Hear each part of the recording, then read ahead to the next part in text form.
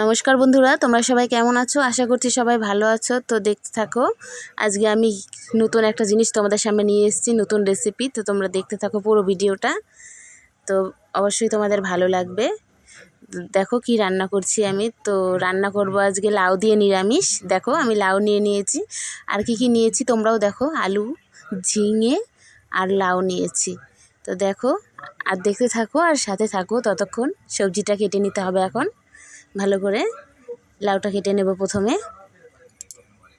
তোমরা দেখো এখন আমি লাউটা কাটবো। তো প্রথমে লাউটা কেটে নিয়ে প্রথমে ছুলতে হবে।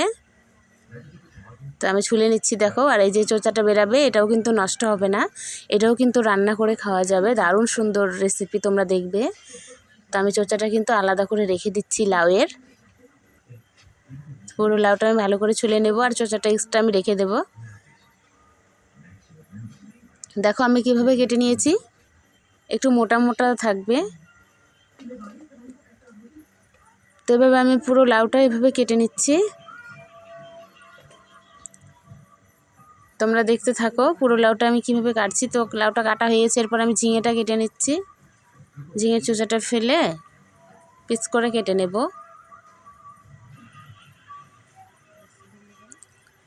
তো এবার কিন্তু আমি আলুটা কেটে নিচ্ছি। তোমরা দেখতে থাকো আমি আলুটা কিভাবে দিচ্ছি।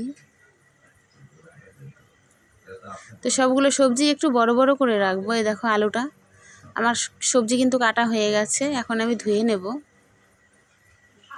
ভালো করে জল দিয়ে ধুয়ে নিতে হবে।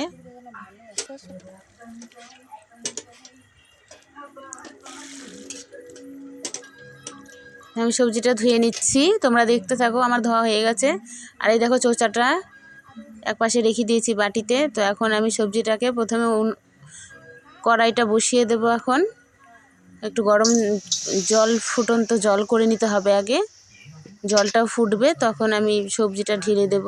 তো দেখো আমি সবজিটা এখন ঢেলে দিচ্ছি। তো সবজিটা ঢেলে দেওয়ার পর একটু নুন দিয়ে হালকা চাপা দিয়ে ঢেকে রাখবো কিছুক্ষণের জন্য। যতক্ষণ সবজিটা একটু নরম হবে ততক্ষণ পর্যন্ত ঢেকে রাখতে হবে। তো এই গরমের দিনে কিন্তু খুবই প্রয়োজন আমাদের ঠান্ডা জিনিস খাওয়া। লাউ কিন্তু খুবই উপকারী, তোমরা বাড়িতে কিন্তু খাবে লাউটা, প্রত্যেক দিনের খাবারের মধ্যে রাখবে। এই দেখো আমার সবজিটা কিন্তু ভাপানো হয়ে গেছে। তারপরে একটু হলুদ দিয়ে দিলাম, সামান্য, বেশি কিন্তু হলুদ দেওয়া যাবে না, তাহলে গন্ধ হবে। তো নিরামিষে সাধারণত একটু হলুদ দিলেই কালারটা এসে যায় নিরামিষের। তো দেখো তেলে কিন্তু বেশি দেইনি, একটু তেল দিয়েছি, তার মধ্যে তেজপাতা ফোড়নে দিয়ে দিচ্ছি। নিরামিষটা রাঁধতে কিন্তু তেল লাগে না বেশি, তো যতদূর সম্ভব আমাদের অল্প তেলেই খাওয়া উচিত। এরপর 5 ফোড়ন সোমবারা দিয়ে দিলাম। ভালো করে নেড়ে মশলাটা ভেজে নিচ্ছি। 5 ফোড়নটা যখন কালো কালো হয়ে যাবে, ভাজা হয়ে, তখন আমি শুকনো লঙ্কা দিয়ে দিচ্ছি। 3টে শুকনো লঙ্কা কালো করে ভেজে নেওয়ার পরে আমি মুগের ডালটা দিয়ে দেব কিন্তু তেলের মধ্যে। তো আমার ভাজা হয়ে গেছে, এখন কিন্তু আমি ডালটা দিয়ে দিচ্ছি। এই দেখো মুগ ডাল দিয়ে দেবো একটু। তো এটা নিরামিষের মধ্যে দিলে কিন্তু খুব টেস্টি হয়। দেখো এবার এটা নাড়াচাড়া করে কিন্তু ভেজে নিলেই রেডি হয়ে যাবে।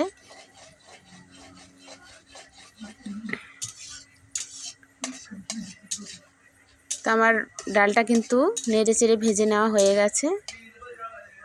তো এখন কিন্তু আমি সবজিটা এর মধ্যে ঢেলে দেব। সবজিটা এর মধ্যে ঢেলে দেবো এক্ষুনি, দেখো। তো সবজিটা ঢেলে দেওয়ার কিছুক্ষণ পর ভালো করে একটু নেড়ে চেড়ে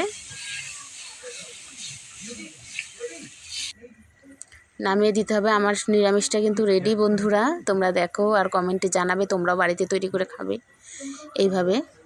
খুব ভালো লাগবে, অবশ্যই ভালো লাগবে তোমাদের, আমি বলছি ভালো লাগবে। আর এই দেখো লাউয়ের যে চোচাটা এক্সট্রা রেখে দিয়েছিলাম, সেটা আমি একটু হালকা তেলে ভেজে নিচ্ছি। আর তার সাথে রসুন দিয়েছি, কাঁচা লঙ্কা 2টো, আর কালো জিরে। কালো জিরেটা সামান্য একটু বেশি দেব, তো টেস্টটা ভালো আসবে। তো এরপর আমি লাউয়ের চোচাটা এবং রসুন লঙ্কা সব একবারে দিয়ে একটু লবণ দিয়ে হালকা নেড়ে চেড়ে ভালো করে একটু লাল লাল করে ভেজে নেব। দেখো আমি কিন্তু সব দিয়ে দিয়েছি একবারে, এটা কিন্তু একটা একটা করে দেওয়ার দরকার নেই, একবারে দিয়ে দিলেই হয়ে যাবে। তোমরা দেখো, তো আমাদের বাড়িতে যখনই লাউ আসে তখনই আমি কিন্তু এভাবেই রান্না করি। লাউয়ের চোচাটাও কিন্তু নষ্ট করি না, এটা দারুণ সুন্দর লাগে খেতে। তোমরা এভাবে করে দেখবে বন্ধুরা। দেখো আমার কিন্তু ভাজা হয়ে গেছে, আমি নামিয়ে নিচ্ছি। এটাকে নামিয়ে ভালো করে বেটে নিতে হবে। দেখো নামানো হয়ে গেছে, আমি পাটায় বেটে নিচ্ছি।